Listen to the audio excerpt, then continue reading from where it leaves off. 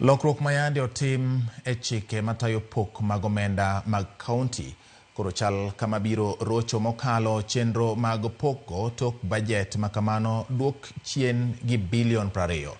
Jakom mar duol mar Gavanas mapachoka Ahmed Abdullahi oseyo okang mar duoko chien pok mar omenda madhine kauntis go kolero ni biro thiro chenro mathoth mag kauntis. Gavanas mawuoyo Wajir okone jood bura mondo oneni orakore kod wachno mapiyo kaka nyalore mondo omenda ma ong'adi oduok ne kauntis. We are now in November.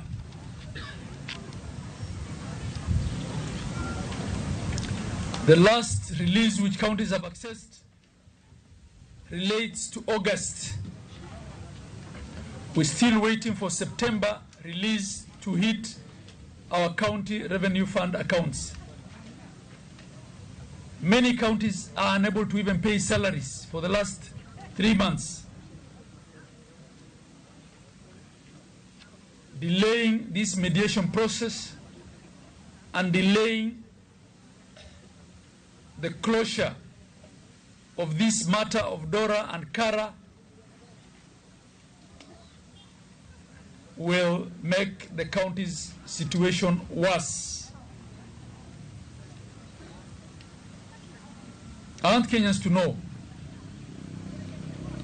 that counties are in limbo.